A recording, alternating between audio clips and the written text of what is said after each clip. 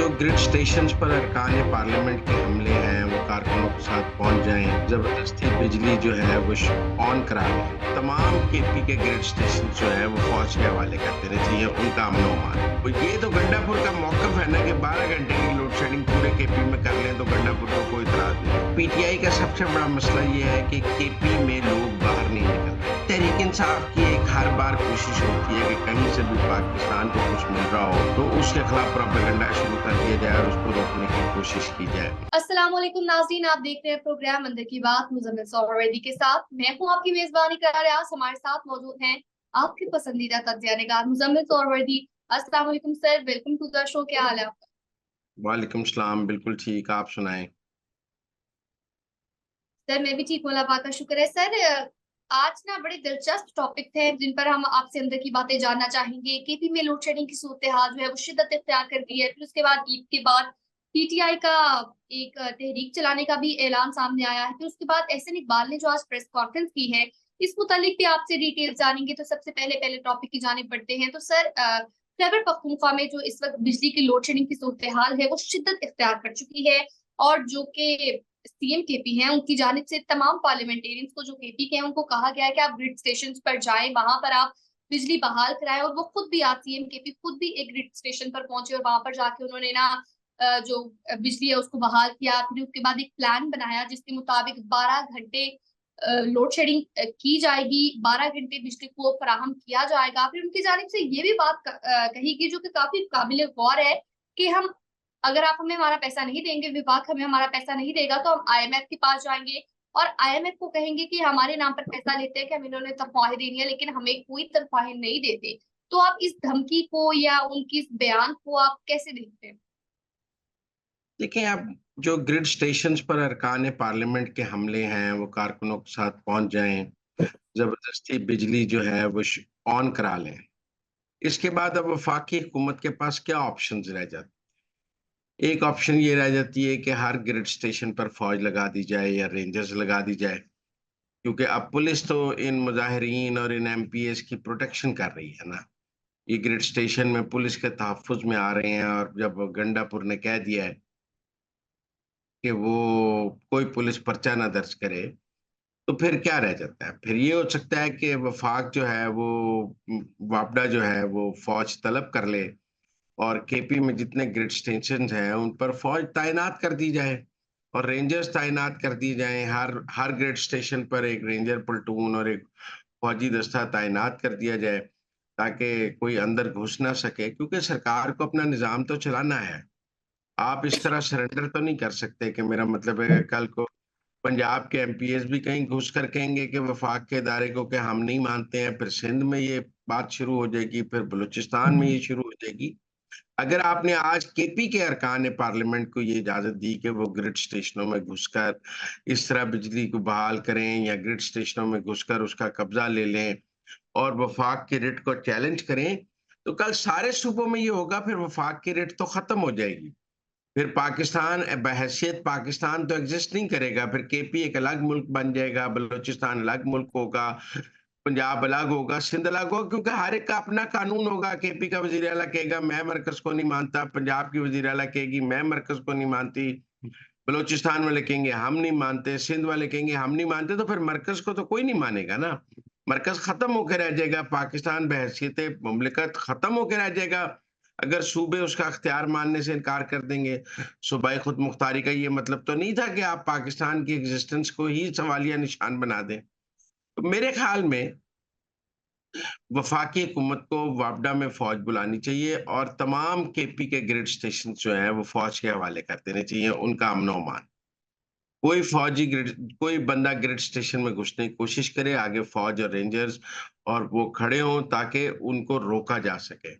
इस तरह लाकानूनियत की इजाजत नहीं दी जा सकती और ये वापडा को और पेस्को को, पेशावर इलेक्ट्रिक सप्लाई कॉरपोरेशन को और सबको ये एक मैसेज देना पड़ेगा, गंडापुर को और केपी की हुकूमत को। और मेरे ख्याल में रियासत को इसमें साथ खड़ा होना पड़ेगा। अगर कराची में रेंजर्स तैनात हो सकते हैं, अगर बलूचिस्तान में रेंजर्स और इस तरह एफसी तैनात हो सकती है, तो मेरे ख्याल में केपी के ग्रिड स्टेशन रेंजर्स को, एफसी को या फौज को देने में कोई ममानियत नहीं है। और अब जबकि वज़ीर आला ने खुद ये शुरू कर दिया है और उसने एक किस्म का अलम बगावत बुलंद कर दिया है, तो वफ़ाक को फ़ौज भेजनी चाहिए केपी में और अपने वफ़ाक के असासों की हिफाज़त के लिए फ़ौज को भेजना चाहिए, ताकि वफ़ाक अपने असासों की हिफाज़त कर सके। कल को वो एयरपोर्ट पे कब्ज़ा करके कहेंगे कि हम पेशावर का एयरपोर्ट है, हमने कब्ज़ा कर लिया है। कल को भी हमारे जहाज़ों पर कब्ज़ा करके कह देंगे कि हमने जहाज़ कब्ज़े में ले लिए हैं। परसों वो वफ़ाक के और दीगर बैंक्स पे कब्ज़ा करके कह देंगे कि नेशनल बैंक पे, ये नेशनल बैंक जो है इसने वफ़ाक ने हमारे पैसे देने थे, लिहाज़ा हमने बैंकों में जितने पैसे मौजूद थे हमने ले लिए और अपनी रिकवरी कर ली है।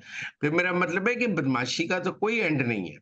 लिहाज़ा मेरा ये तजवीज़ है कि वफ़ाक को तमाम ग्रिड स्टेशंस पर पैरामिलिट्री फोर्सेस को तैनात करना चाहिए, ताकि ग्रिड स्टेशंस की हिफाज़त हो सके और जो बिजली की लोड शेडिंग का शेड्यूल वफ़ाकी हुकूमत बनाए, उस पर अमल दरामद हो सके। ये रिट ऑफ द गवर्नमेंट का सवाल है। अगर केपी की हुकूमत को बिजली की लोड शेडिंग कबूल नहीं है, वो वफ़ाक के साथ बैठे, वो बिजली चोरी के खिलाफ एक क्रैकडाउन केपी में शुरू करे। जितनी-जितनी बिजली चोरी कम होती जाएगी, उतनी-उतनी लोड शेडिंग कम होती जाएगी। लेकिन ये तो नहीं है कि इलाकों में 80-80%, 90-90% बिजली चोरी भी हो और ये भी नहीं है कि साथ-साथ आप कहें कि लोड शेडिंग नहीं होंगे। वैसे तो देखें, गंडापुर 12 घंटे की लोड शेडिंग पे तो माना ही हुआ है ना। गवर्नमेंट 16-18 घंटे कर रही है। मसला 3-4 घंटे का ही है। मतलब वो कोई इतनी बड़ी बात नहीं कर रहे कि बिल्कुल वो कह रहे हैं कि 1 घंटे की भी लोड शेडिंग बर्दाश्त नहीं करूँगा। गंडापुर 12 घंटे की लोड शेडिंग पर मंज़ूर है उन्हें और वो खुद कह रहे हैं कि 12 घंटे की लोड शेडिंग की जाए। तो ये तो गंडापुर का मौक़िफ़ है ना कि 12 घंटे की लोड शेडिंग पूरे केपी में कर लें तो गंडापुर को कोई इतराज़ नहीं है। लेकिन मेरी ये राय है कि 12 घंटे की करनी है या 11 घंटे की करनी है या 14 घंटे की करनी है, ये काम वफ़ाक का है, ये काम बिजली तक़सीमकार कंपनियों का है, ये काम हुकूमत का है और इस तरह किसी सूबाई हुकूमत को वफ़ाकी हुकूमत के असासे यरग़माल बना के कब्ज़ा करने की इजाज़त नहीं दी जा सकती। कोई कहे जी बटन मेरे पास है, मैं पहुँच जाऊँगा। कल को किसी सूबे में पाकिस्तान के एटमी असासे पड़े होंगे, गंडापुर जाके कब्ज़ा कर लेंगे और कहेंगे ये एटम बम और ये मिसाइल और ये जंगी जहाज़ आज से मेरे हैं क्योंकि मेरे सूबे में मौजूद हैं। मैं नहीं देता ये फ़ौज को। तो इस तरह तो नहीं चल सकता किसी सूबे में मेरा मतलब है कि कोई वफ़ाक का असासा होगा, तो सूबा उस असासे पे कब्ज़ा कर लेगा। ये कौन-सा निज़ाम हुकूमत है जो गंडापुर सब चला रहे हैं और ये तो सीधा-सीधा मेरा मतलब है कि बगावत है और ये सीधा-सीधा मुल्क को तोड़ने की साज़िश है। लिहाज़ा मेरी तो ये राय है कि वफ़ाकी हुकूमत को अब बातचीत नहीं करनी चाहिए और केपी के तमाम ग्रिड स्टेशंस पर पैरामिलिट्री फोर्सेज़, एफसी, रेंजर्स और फ़ौज तैनात करनी चाहिए। जो आए उसके साथ सख्ती से निपटना चाहिए और इस तरह खुली छुट्टी लाक़ानूनियत की नहीं दी जा सकती। आगे बढ़ेंगे और सर बात करेंगे ईद के बाद तहरीक-ए-इंसाफ की जानिब से कोई तहरीक चलाने का ये जो फैसला है, इसको आप कैसे देखते हैं? ये तहरीक क्या होगी और इससे सियासत पर क्या इफ़ेक्ट होगा? इस मुतालिक आप क्या कहेंगे? देखें, जो तहरीक चलाने की बात है ना, ये ईद से पहले भी और इस तरह भी केपी में मुख्तलिफ जगहों पे शहरियार अफरीदी ने भी जुलूस निकाला है और लोगों ने भी जुलूस निकाला है। लेकिन आप एक बात समझें, कोई किसी जगह भी कोई बहुत बड़ा जुलूस 10,000, 50,000, लाख का नहीं निकाल सके कि हम कहें कि जी ओ हो, पूरा शहर उमड़ आया। ना पेशावर में, ना किसी बड़े शहर में। इ एक तो पीटीआई का सबसे बड़ा मसला ये है कि केपी में लोग बाहर नहीं निकल रहे। ये लोड शेडिंग के और ग्रिड स्टेशन पर कब्ज़े भी इसलिए कर रहे हैं कि किसी तरह लोगों को लोड शेडिंग के मामले पर ही बाहर ले आएँ क्योंकि वो इमरान खान की खातिर तो बाहर आने के लिए तैयार नहीं है। वो तहरीक इंसाफ के लिए तो बाहर आने के लिए तैयार नहीं है। इसकी काफ़ी कोशिश हो गई है इंतखाबात के बाद, लेकिन लोग बाहर आने के लिए तैयार नहीं हैं। अब सूरत-ए-हाल ये है कि ये कि इनकी ख़्वाहिश है कि किसी तरह लोड शेडिंग को इश्यू बना के लोगों को लोड शेडिंग के नाम पर बाहर ले आएँ और कोई तहरीक चला लें। लेकिन इनका सबसे बड़ा मसला ये है कि पंजाब में तो इनके पास कुछ है नहीं। पंजाब के सारे लीडर भी मफ़रूर होके केपी में बैठे हैं। पंजाब में कुछ है नहीं, सिंध में कुछ है नहीं, एक केपी है और वहाँ से भी तहरीक नहीं चल रही। लेकिन मैं समझता हूँ कि ये कि जो तहरीक का ये कुछ 10वाँ 9वाँ 10वाँ ऐलान है अब 21 जून से तहरीक चलाने का ऐलान है, मुझे ये कामयाब होती नज़र नहीं आती है। मुझे लगता है कि ये तहरीक उसी तरह फिर नाकाम हो जाएगी और इनके लिए अब वफ़ाकी या हुकूमत या पंजाब हुकूमत देखिए तहरीक कहाँ चलानी है? पंजाब में मरियम नवाज़ के खिलाफ चलाएँगे, अब केपी में तो अपनी हुकूमत है, क्या तहरीक चलानी है? कोई गंडापुर ने गंडापुर की हुकूमत के खिलाफ तो तहरीक नहीं चलानी है। गंडापुर वहाँ से जुलूस लेकर इस्लामाबाद की तरफ आएगा, मैं नहीं समझता। गंडापुर गीदड़ बप्पियाँ लगाएगा लेकिन कोई जुलूस लेके, धरना लेके इस्लामाबाद की तरफ नहीं आएगा क्योंकि उसको पता है कि अटक के पुल पर बहुत मार पड़ेगी। पंजाब में कोई तहरीक चल सकती है? नहीं चल सकती। इस्लामाबाद में कोई तहरीक चल सकती है? नहीं चल सकती। सिंध में कोई तहरीक चल सकती है? नहीं चल सकती। केपी में चल नहीं पा रही है, तो मेरे ख़्याल में तहरीक नहीं चलने का कोई इम्कान है, बल्कि तहरीक जो है वो नाकाम हो चुकी है और तमाम काविशें नाकाम हो चुकी हैं। मैं एक और बात कहना चाहता हूँ, ये जो हाल ही में शंदाना गुलज़ार ने देखे ना पेशावर में शंदाना गुलज़ार और गंडापुर की भी बहुत लगती है। शंदाना गुलज़ार ने शेर अफ़ज़ल मरवत के हक़ में ट्वीट किया कि उन्होंने पार्टी को बड़ा पॉपुलर किया है और ये किया है। उसके जवाब में बुशरा बीबी की बहन मरियम भट्टू जिनका तहरीक-ए-इंसाफ से कोई तल्लुक नहीं है। वैसे अगर आप उनको कहें कोई केस बनाए ना सुबह तो वो कहेंगे मैं तो बड़ी गैर सियासी खातून हूँ। लेकिन उन्होंने शंदाना गुलज़ार को ट्विटर पर ठोक के जवाब दिया है कि शेर अफ़ज़ल मरवत का कोई कमाल नहीं है, ये तो खान की पॉपुलैरिटी थी जिसको वो कैश करा रहा है और इस तरह के लोगों को जो पार्टी को इस्तेमाल कर रहे हैं, हमें उनके खिलाफ इस एक्शन लेना चाहिए। तो पूरा शेर अफ़ज़ल मरवत के खिलाफ एक ट्वीट, इसका मतलब है शेर अफ़ज़ल मरवत को आउट कराने में बुशरा बीबी का हाथ है, तभी तो मरियम भट्टू जो है क्योंकि आजकल बुशरा बीबी की सारी पॉलिसी जो है, वो मरियम भट्टू के ट्विटर से आपको पता लगती है कि मरियम बुशरा बीबी की सियासी पॉलिसी क्या है।